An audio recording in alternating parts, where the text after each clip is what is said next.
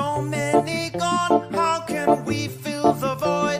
How can we feel? We had enough. Void. John Crawford, I know you've heard. We've had enough. Sandra Bland, come on and take a stand. We've had enough. Sean Bell, what the hell? We've had enough. Freddie Gray, did you hear what I said? We've had enough. This is a proclamation.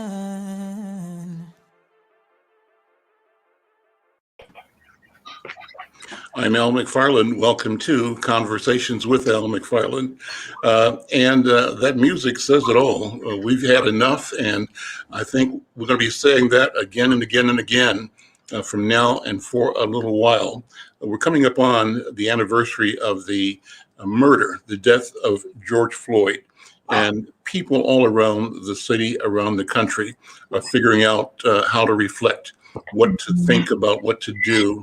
How do we commemorate, acknowledge, and not forget what happened and what it meant, and how that experience was part of a history of abuse and injustice against people of color in general, Black people in particular, and what it means for the future. The reactions that we had viscerally as bystanders and as witnesses as the murder of George Floyd was shared courageously by a young African-American woman through her videotaping and sharing the experience. So all of us are thinking about, this month of May, coming towards May 25th, thinking about Juneteenth coming up as a marker in the trail of our sojourn as Africans in America. We're thinking about Black Music Month. June is Black Music Month, and we celebrate our culture and the resilience and the richness of that culture during Black Music Month. Well, today on the program, I want to introduce a friend and a colleague, one of the heroes that I have, person that I hold in such high esteem, Regina Marie Williams. And Regina Marie Williams is an actor, a singer, a photographer, and a creative producer. And she's here talking about work being presented by colleagues, a project called Blackness Is. And Blackness is a product of the Minnesota Black Theater Circle in partnership with Guthrie Theater.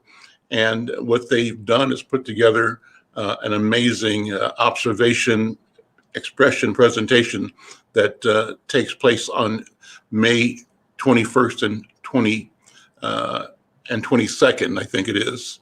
And we'll talk about it. It's kind of a festival. It's virtual, but it's bringing together people in theater and dance and music, poetry, spoken word, and creating conversations, small conversations and large throughout the community. Well, we're going to talk about that and talk about her as well. Regina, good afternoon. Welcome again to Conversations with Al McFarlane. How you doing, my friend? Hi, Al. It's good to be here. I'm great. Thank you. I'm doing well today.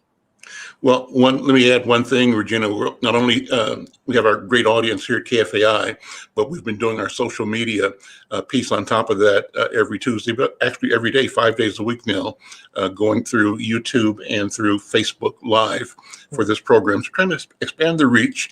And if you're watching us on Facebook locally, please like us and share us and leave a comment. We love that. If you're watching on YouTube, we've got a very small audience there, but we want to grow it. And if you know how to help us grow our YouTube audience, we want your help. But subscribe and become, a regular with our YouTube channel. But the good news is that we've also connected with our national organization, the National Newspaper Publishers Association. We call it the NNPA. And it's more broadly known as the Black Press of America, consisting of over 200 Black newspapers nationwide. And we are streaming live to the website of the Black Press of America at Black Press USA in PA. So we're reaching out and having this conversation here be one that a lot of people can connect to around the country and in the digital arena around the world. So talk about the event that's coming up first of all, and then we're going to talk about a lot of stuff in the course of this interview. We always do, yes? We do. With you, Al. Well, hello to Al's audience and Insight News and YouTube and all of those channels. Hey, shout out to you people and to the Minnesota Black Theater Circle. And the Minnesota Black Theater Circle was founded, and the Blackness is in partnership with not just the Guthrie Theater, but with Insight News. Shall we say that? Well, thank you. Thank you, Al and Insight News, for your support. And Blackness came about almost a year ago in June or July. The Guthrie Theater reached out to several Black artists in the community after the murder of George Floyd and said, what can we do to support you? What can we do to support Black artists right now? Because that's what we do. We do theater and we do art. And there was, after the murder and after the uprising, all of this art came up, right? And so we discussed, what is it that we want to do? How do we want to speak to this moment? And it was really challenging. We were in conversation. All of us had different ideas about what that should be. Well, of course, I mean, as individuals, one person might want to do something and someone else might want to do something else. And that's exactly the way it went. And then we decided we needed to get out of the room with them and talk amongst ourselves. And then that led us to deciding that we need to define what Blackness is and not have other people define what Blackness is. We need to be in the presence and visible, not to each other, to our community and to their community in a positive light. And how do we express ourselves? We started the festival, actually it was in November. Somebody, Shavonda Brown, spoke to voting rights and get out the vote. And once the election was held, someone else had a performance. We had performances during Black History Month. And then this idea of doing a big festival, we said we wanted to take the theater to the streets. Why don't we march from the Guthrie? So this is back then what our plan was to march from the Guthrie Theater to George Floyd Square, all the way down Chicago. Well, now this event is virtual. So Chicago's closed. There's a lot of construction. So thank goodness it's virtual. But this is what Blackness is. We were going to get out there and speak to it. There would be performances along the street. Since then, we've come up with a number of things. We're speaking to what Blackness is by having workshops in the schools, in the middle schools and the high schools.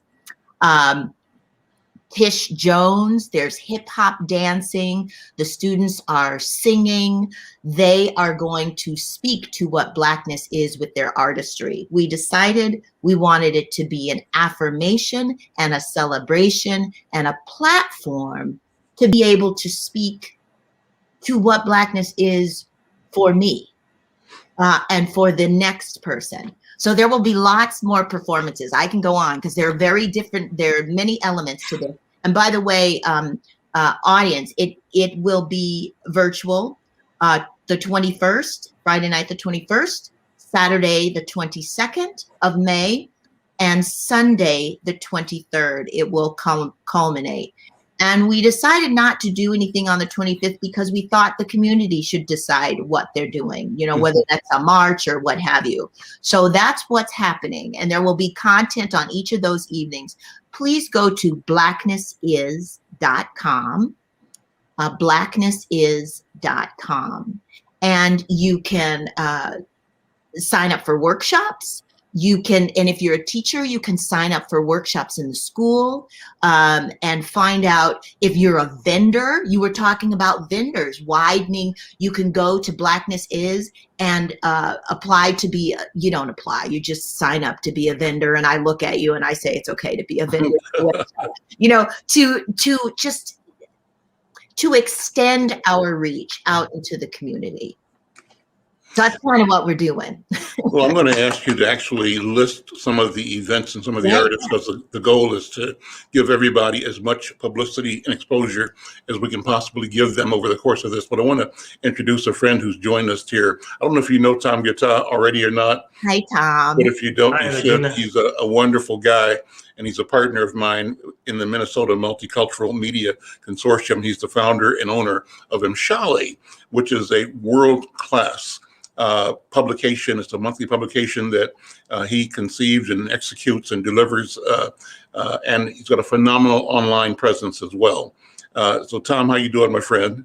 I'm doing good, Al. Thanks for having me. Well, thank you for jumping on. I wanted you to join me in talking to Regina Marie Williams and talking about just the power and the value of art and artistry and creativity in our community, what it means to us as a healing force and as a strategy to attune our people to visions of peoplehood. So, Regina, take a minute first and just talk more about some of the things that are going to be going on that people will be discovering and can engage with on the virtual presentation. So on the first evening, on the 21st, and it starts at 7:30, we'll have 2 hours of content. But you know, it starts with an opening ceremony. We have young artists from Legacy Arts Group, these young little brown girls out there dancing and performing, and there's a ritual and it's a celebration, and the ceremony it begins at the beginning, and then we talk about the history of theater, Black theater arts in Minnesota, and Black theater artists, and we will do that every night. And after that, and I will say that this Minnesota Black Theater Circle consists of Vanessa Brooks Agnes and Domino DeLorean, Willie Jones, James A. Williams, Austin Van Williams, and you've seen her in many things. She is now the artistic director of Yellow Tree Theater, and she says, hi, Al. And then myself. But so on the first evening, it'll be Deneen Richburg. And Deneen is Brown Bodies, and what that is on ice skates. So you will see a performance from Deneen. There are also their dance performances. I'm just going to name them, and then I can. Avery Mitchell Brown. Once Upon a Time is a trailer from Austin Van. Tolu Kahindu. Now it's on Daughterhood. Taylor McGee, Denzel Balin. And then on the second evening is, I don't know if you know, Ricardo Baird, Tiffany Cooper, and I saw part of her piece, and it's a historical piece about a designer, a woman designer a Black designer who designed for the president's wives, and never got any credit for that. And it's dance and multimedia. Her voice is just beautiful. Stephanie Henry, Colors of Classical Music. We have classical artists here. Zen Is, and Tierra Oso, which is a Afro-Cuban based group, and she's just fantastic. And then that's on the 22nd. On Sunday the 23rd, Ashley DeBose will be singing, and I know you know Ashley. She will be performing as well. And Naiya is she's a dance artist, and I saw her work as well. I saw that live, and she was just beautiful. And it's going to be really colorful and entertaining. So many shades of all of what art is. And I think, I was watching the opening ceremonies with the dancers, and we did it over north at the Theodore Worth Park, and they were dancing in front of the lake, and it was so invigorating. And I said, I didn't know how much I needed that. I really needed that. And then Michael Simmons is the last performer on Sunday, May 23rd. And then we celebrate. So that's who we have. That's the lineup. It's quite a lineup. Amazing. That's amazing. Yeah. Please go to blacknessis.com and you can see the list and all of the artists and who they are. And we're also on Facebook. Let me bring Brother Tom Gittai in. Tom, when you and I as editors and publishers think about the arts, what comes to mind with you and our particular, I call them gifts or responsibility to celebrate, project, and protect the creative urge and endeavor by our people? What do you think? Yeah, I mean, art is, Al, as you know, art is quite integral to us as a people. I mean, I just can't think of life without art, to be honest with you. I just can't, just to be honest. I mean, we grew up with art, and art can take many forms. It's music, it can be, the whatever is drawn, pictures, but it just runs deep in our culture as a people. And I mean, when everything else is not going in our favor, we can always go back to the arts, and it makes us look forward to a better day. It heals our souls, so to speak. At the end of a tough day, you can either listen to some your favorite music, for example, if that's what you like. And some people can look at the art in their house if that's what they're into. So art is just super very important. In fact, when I hear people saying things like, "Oh yeah, when we should not support the arts," or we try to take away resources from the arts, for example, I just never get it. I just never get it. So I've just grown up with different, before I came here, I came to the US at around 1920 just to enroll in college, and I've been here ever since. So I mean, I was just used to being surrounded by the arts in whatever form that it's available. And I've just continued doing that. In fact, one thing I tell people is even in our newspaper here, we make sure we charge everybody else accordingly, business. But the arts as a special place. I just make sure as a publisher that we accord the arts its due respect and space. Art, for the most part, in the scheme of things, where we have advertisers, for example, those who are in the art business, they might not have as much to give to by newspaper, but they bless our newspaper media company immensely just by being present in the paper or whatever media that we're churning out at any given time. So it's always a good thing. They're a blessing. In whichever form that we're able to accommodate them. Not accommodate is such a bad word. I mean, just to have them in our newspaper or the website or any of the other digital platforms we now use. I always make a deliberate effort to ensure that art is front and center of what we're doing.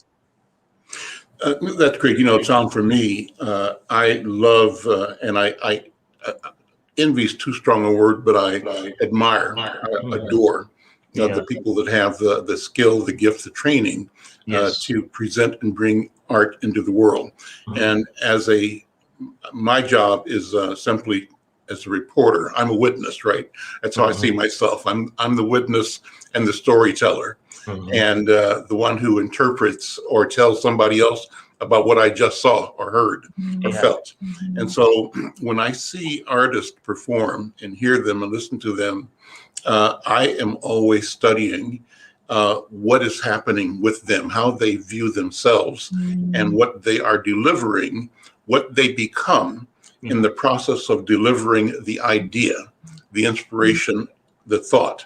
And I marvel, Tom, at this transformative experience that you can see in artists on stage, or on film, or you hear it in music, where the person, you get the feeling that the artist is no longer speaking on his or her name, but they are simply there as a vessel, allowing something bigger, greater, grander, and more powerful to reveal itself to people. So they become instruments of the creator. That's what I say.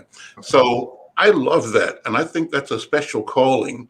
And I guess I feel that you and I have a special calling because we are the ones that help elevate and explain and validate the power of that creativity to the people that we reach through our media platforms. Regina, does that sound right to you? What do you think? Yeah, I'm so grateful for, I do love Minnesota for the arts, and because it is so well supported here, I believe that. And during the uprising, what was it that was so visible? Exactly. Yeah. Right?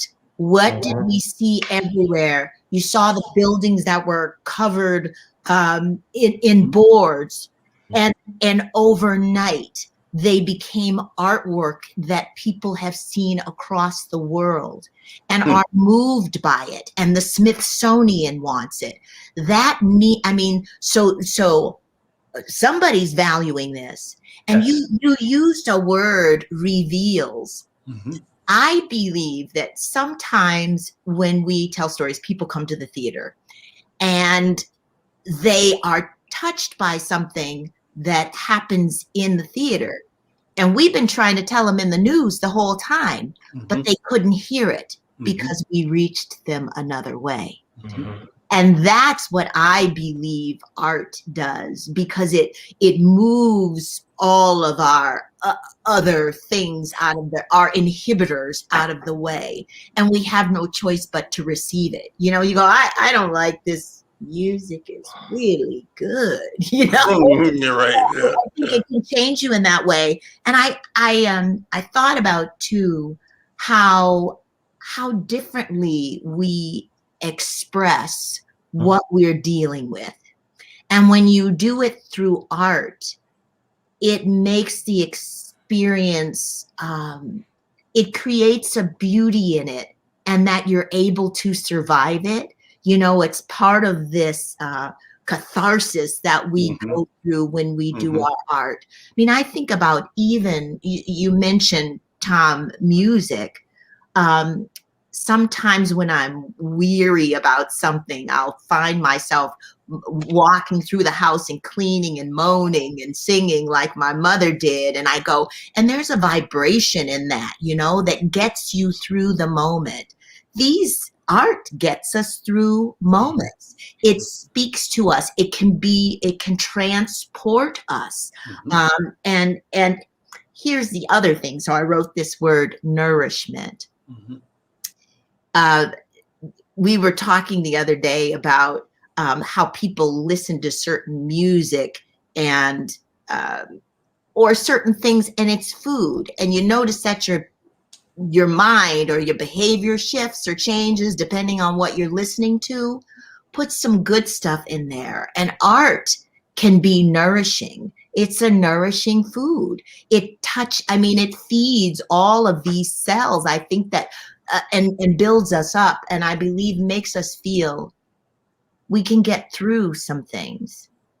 That's what art does for me. Yeah, actually, can I just throw in something? Yeah. Regina just reminded me of something. Somebody actually did make a point about, after the George Floyd,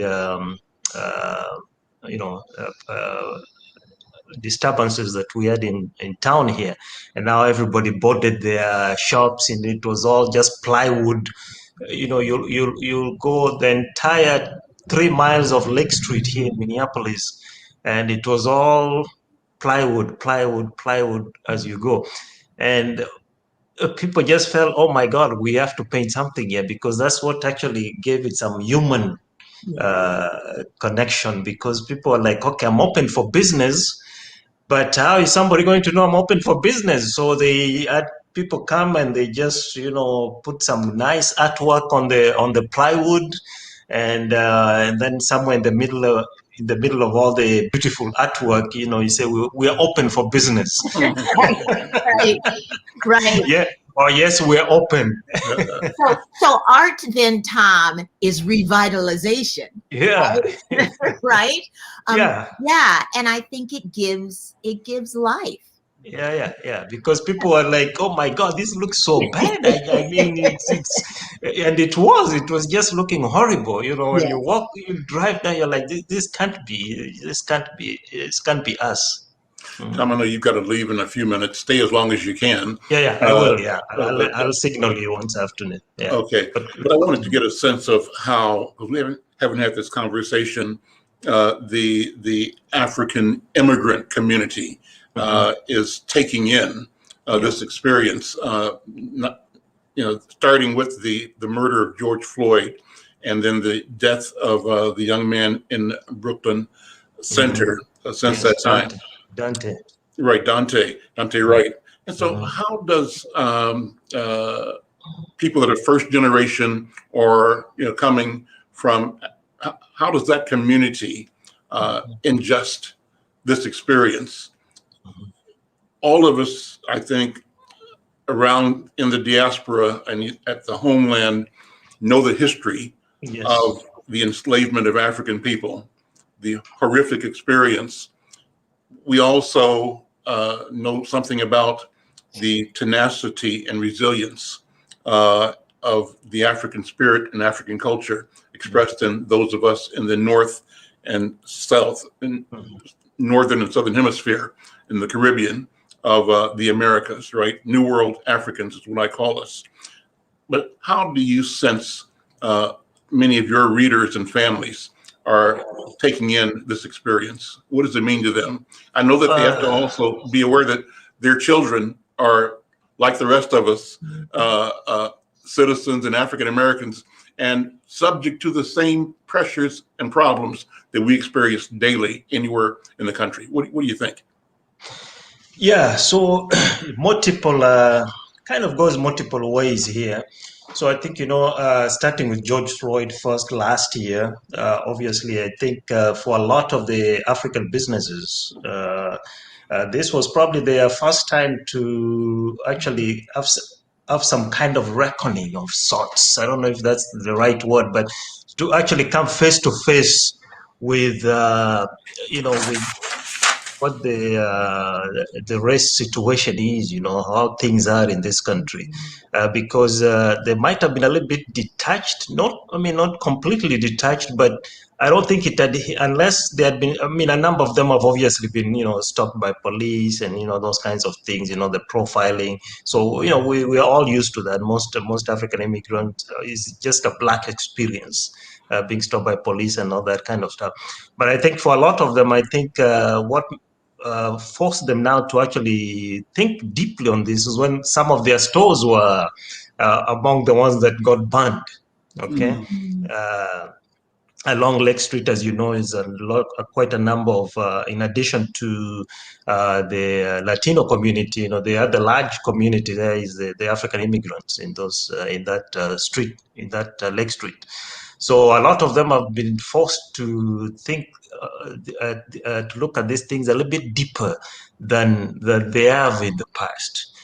Because it forced them to, to feel the pain. I think that's kind of what I get this, because you'll meet some of these business people, and you'll think some of them will be so mad, like why do these people have to burn this place down? But after the initial anger, that your store has been burned down, then of course some of them get engaged by their own youngsters back at home. Some of these people have children that were born and grew up here.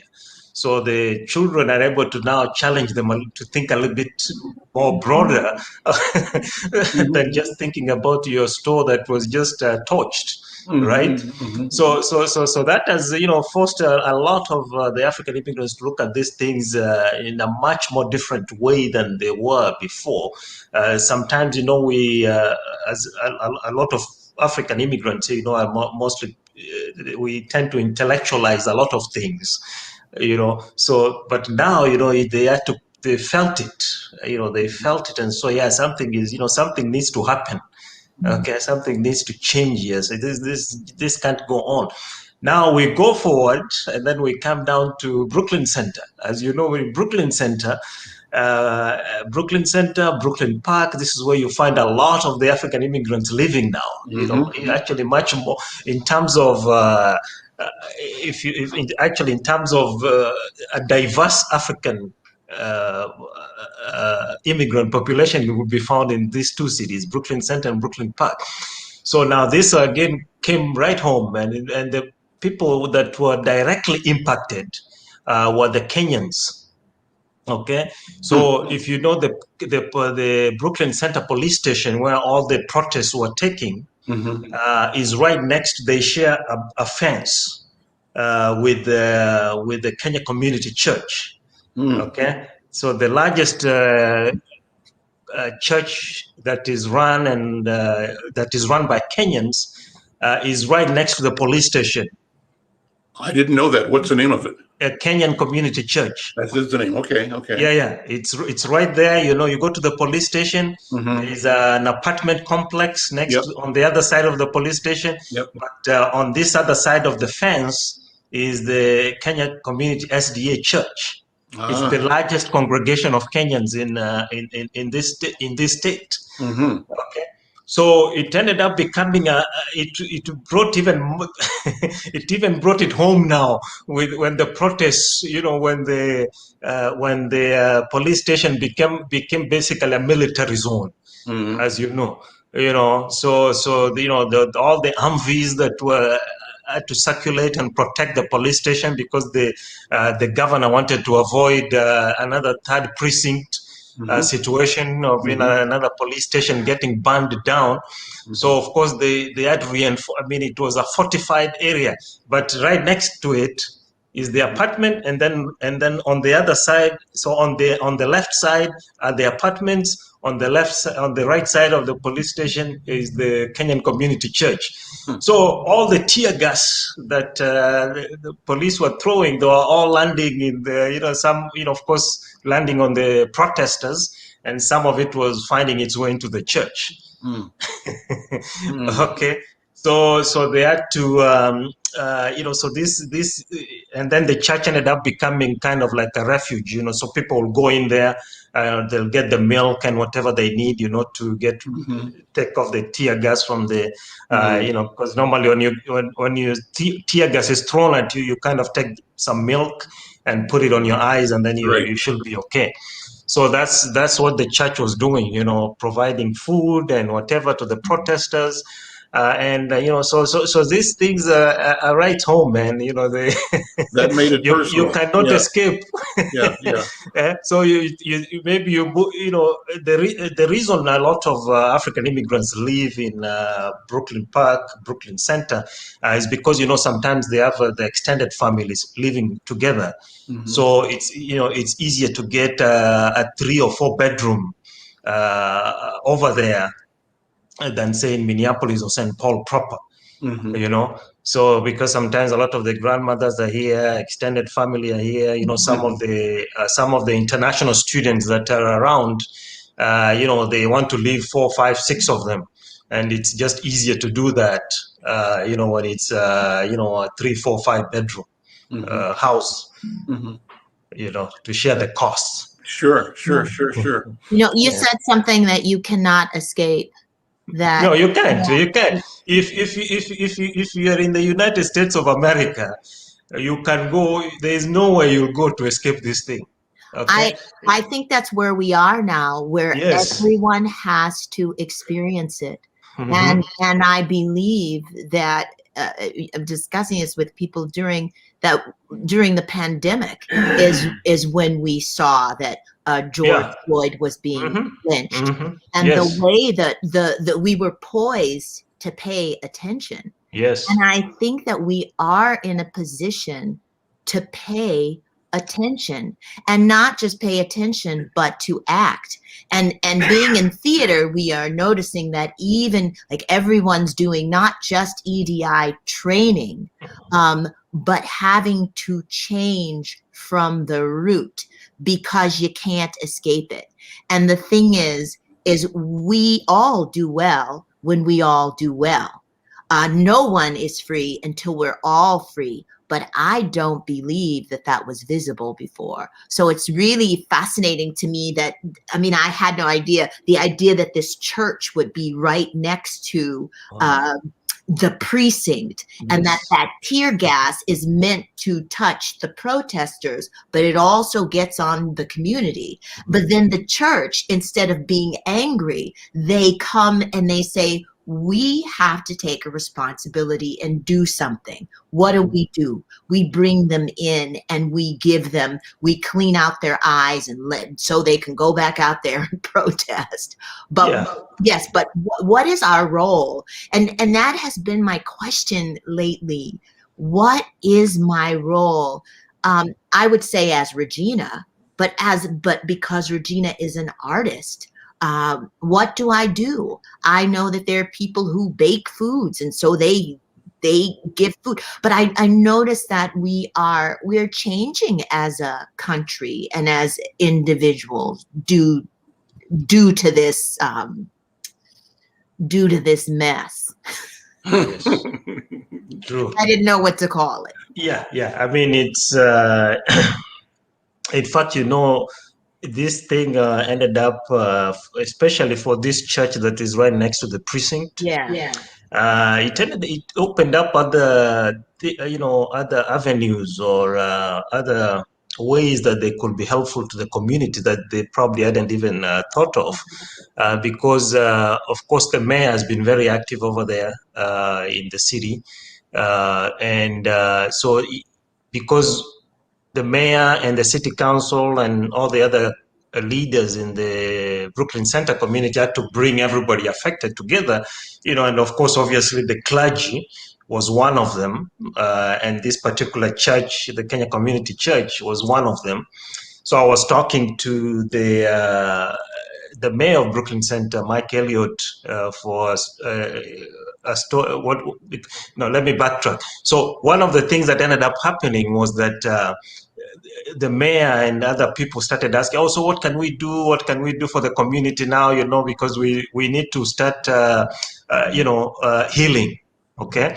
And one of the things that ended up happening was, the church, since it had been opening up its doors to the protesters and so forth, they ended up saying, no, now, so we can also host a COVID-19 vaccine clinic, so people can do. So I was out there 2 weeks ago to cover the COVID vaccine clinic, where almost 300 people came by and got their first shot on that day.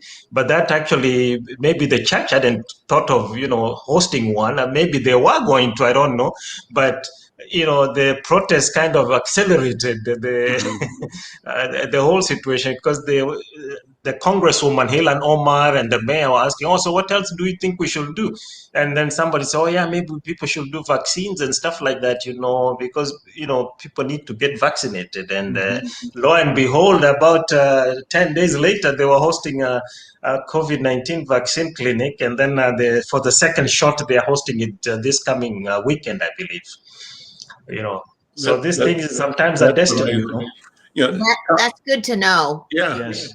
I didn't know that how large is the Kenya community in Brooklyn Center? Before you answer that, let me say, I'm Al McFarlane. You're listening to Conversations with Al McFarlane, and we thank you for being a part of our audience, our listener and viewership here on KFAI, but also on Facebook and on YouTube. And we thank also those who might be watching through our National Connection, the Facebook page of the National Newspaper Publishers Association, NNPA, at Black Press USA.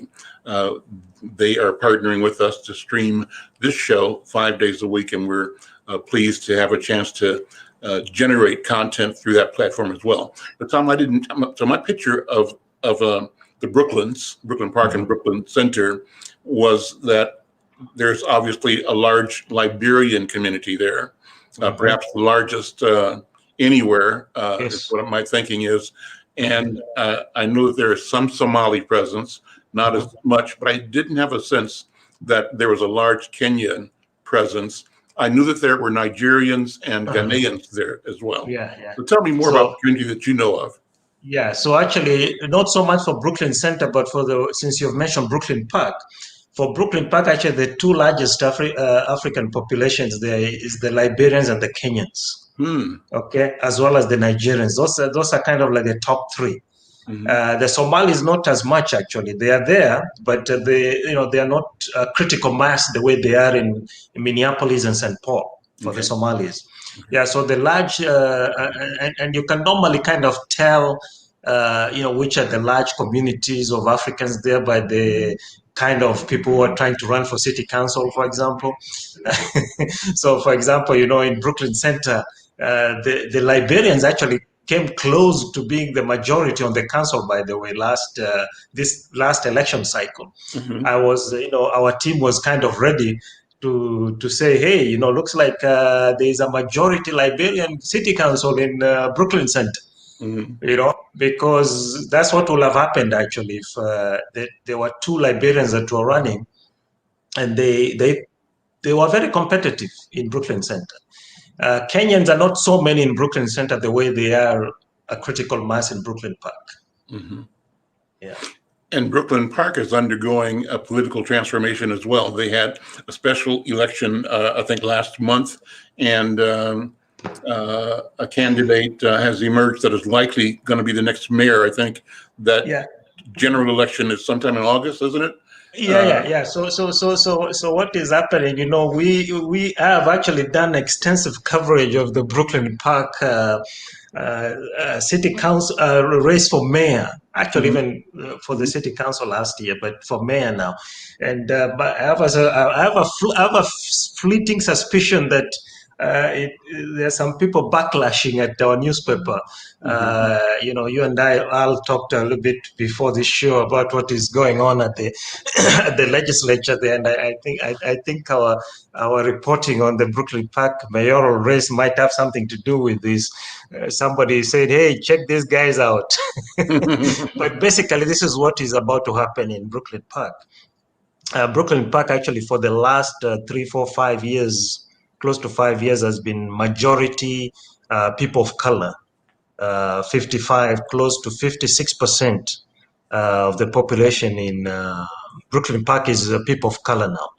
Okay, so last early this year, I wrote a lengthy piece called "Does Brooklyn Park Need Another White Mayor?" and it's one of the most read stories on mshale.com this year so far. Okay. So what's about to happen is that there was a special primary that was held in April last month. They had 7 candidates running, and then the purpose for the primary obviously was to narrow the field down to 2 people. So now we're down to a black man, young African, dynamic African-American young man, Hollis Winston, and there's a white council lady that is also running. So there are 2 of them. They'll be on the ballot in August. So Brooklyn Park actually has I think this is the best chance Brooklyn Park now has to actually elect its first black mayor. this year. If it doesn't happen this time, I'm really not sure what's going on. But this is it. This is Well, I'm predicting it will happen. Hollis is a good yeah, guy. He's got a yeah, good organization, good experience. yeah. But I think that And his Regina, party endorsed as well. So, and the party has been working this time as opposed to right, last time. I think the DFL is working right. very hard to make sure he's elected. Okay, because And he what, was the endorsed candidate the last time he ran for mayor. but But no work. I don't know if they support. Right. These parties sometimes can endorse you, but they don't put any muscle behind it. Muscle Okay. meaning money or Yeah. shoe leather. Yeah. Right. But this time I think they have some muscle behind it. Good. Good. Regina is reminding me I should take a sip of water as well. Well, Regina, I think this ties into the theme today, talking about artistry, and how the affairs of last year, the murder of George Floyd, the murder of Dante, or the death of Dante Wright, all are quickening, is the right word, I think, our spirits. Our communities are being activated in ways that we have not before. And one of the outcomes of that activation, I believe, will be evident in that election in Brooklyn Center. It's evident in the test and the trial of the young mayor and Mike Elliott in Brooklyn Center, and the election coming up in Brooklyn Park. That's what I meant to say. I'm sorry. And so all of this adds up. And then we add to that, Keith Ellison's brilliant generalship as Attorney General in prosecuting the Derek Chauvin offender and his success in delivering a guilty verdict in that trial, and the expectation that comes after that with the other three officers that will be going on trial. And we know there's going to be a trial now based on the shooting in Brooklyn Center as well, of Dante Wright. All of that change is happening now in part because of this visceral and the removal of anybody's ability to deny the truth of the situation. And the truth of the situation is revealed in disparities, disparate experiences across policing, across education, across wealth, across business, and across access to resources in every sphere of our lives. But the power of resilience that is emerging from the removal of the cover is something that we're witnessing and that we're all part of now. I think change is afoot, and that notion of being sick and tired of being sick and tired has new meaning right now. And I believe that the artists are always the vanguard, expressing both criticism, internal criticism, external criticism, but within that criticism, a foundational expectation and aspiration, affirmation of our humanity and of our possibility. So, I think we're in a good place. I really do. Regina, what do you think? Well, I do too. I think we are in a good place, but honestly, people, you just listed all that of what we've gone through over this last year, and it has really been exhausting. I'm a caretaker at the George Floyd Square, and what I do there primarily is work with the art that can no longer live outside. So we have brought that art in over the last year with the Arts Conservation Center, and tried to just to maintain it, to make sure it stays dry, to preserve it, so that people can see what came of all this. I mean, this is what was made during this time, and it really can sustain you. And it, just looking at it, you go, oh, this is why I feel the way I do. This is why I'm so exhausted. One of my favorite posters or paintings, it says, "This is our collective PTSD." And so I think that although we have been exhausted, I think that all the momentum now is exhilarating. I mean, it's giving us energy again, and we need it. We need this. Denzel Bellin is a comic, and he will be performing at the Blackness Is Festival, biting, cutting humor, and we need that. So yes, we'll have all that we'll be speaking to what Blackness is right now. And I think art is absolutely important, just like dessert and other food. It's important. Well, and that brings another image to my mind, and I wanted to try this on you, Tom Guitar, because here our society museumizes culture and art and separates those things as though they are external to our daily living and being. It's almost like the museumization of God itself. And they call that church, right? But I think there is in our culture and history a sense of being ourselves, our bodies being the temples and being the expressions of art. And so is there a place, is there a sense in your transformation as you're doing and presenting your art, your performance, Regina, where Regina ceases to be, and what emerges again or presents itself is this eternal living experience that is timeless, right? And it's what really is there all the time, but we trained ourselves not to see it, not to know it.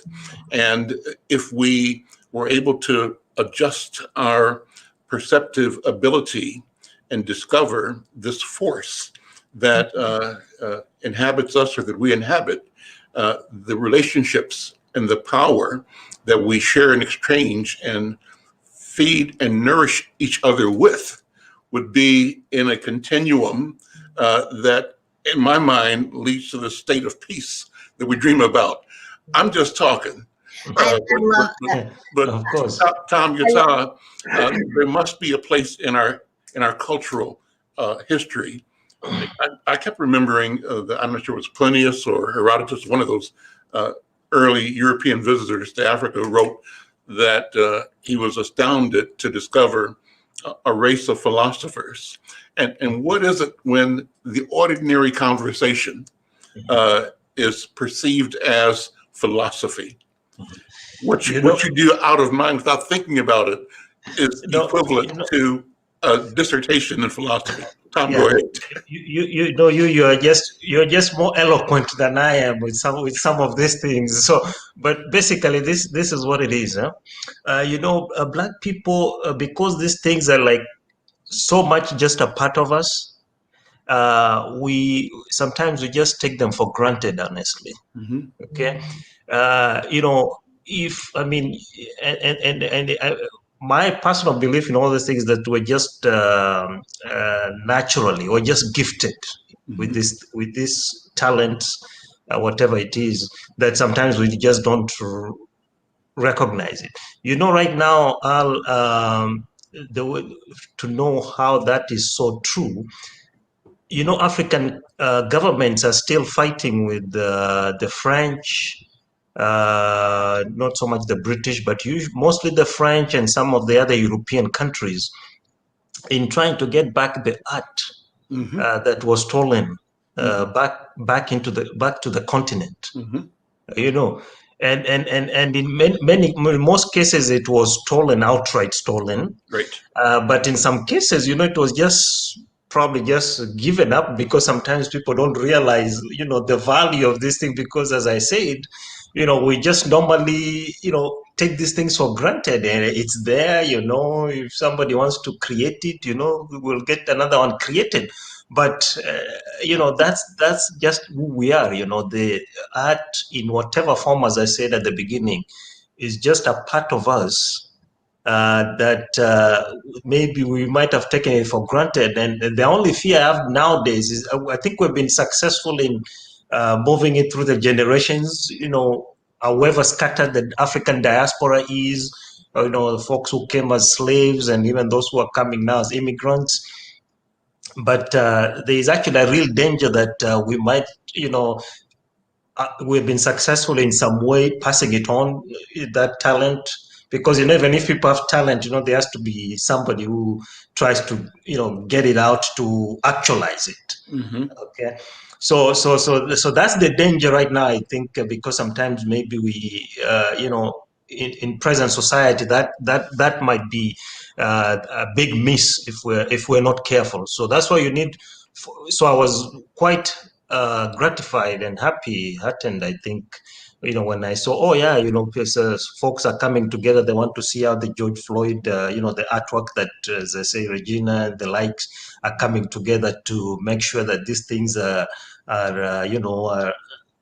preserved for posterity, because before you know it, maybe it will go into some other place where we have no say in how these things are displayed, and which is what I normally have an issue with. I have no problem when something gets displayed, whether it's at the Smithsonian, no problem. But who are the curators at the Smithsonian? Who are these? Who are all these people running these institutions? That's usually where the problem is. I'd like to add something to that. Before you do, we're out of time, Regina. Let me ask you to add that comment, but also invite people to Blackness Is. So we got about a minute. I will. Thank you, Al. So our where we house this, it's called the Rememory and not a museum. Mm-hmm. And the curators are griots, the keepers of the story, so that we continue to tell the story. And it is to bring about the memory and pass it on. It is not for anyone to own. So that was very important to us when we started doing this work. Please come and see online. Blackness Is a theater arts inspired event, May 21st, 22nd, and 23rd. And it is inspired by those griots, telling the story. Mentorship is part of that, keeping the story going. Regina Marie Williams and Tom Guitar, my guests, my friends, thank you so very much. I'm Al McFarlane. We'll see you next time. Take care. Thank you. Bye-bye.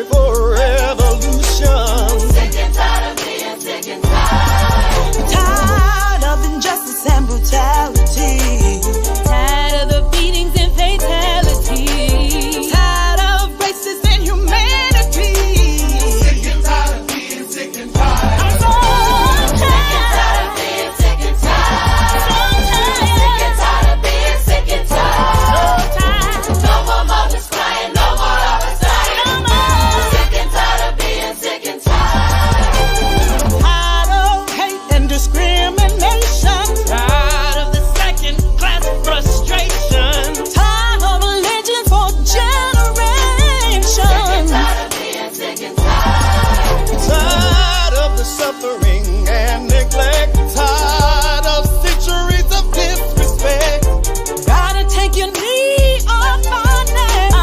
Sick and tired of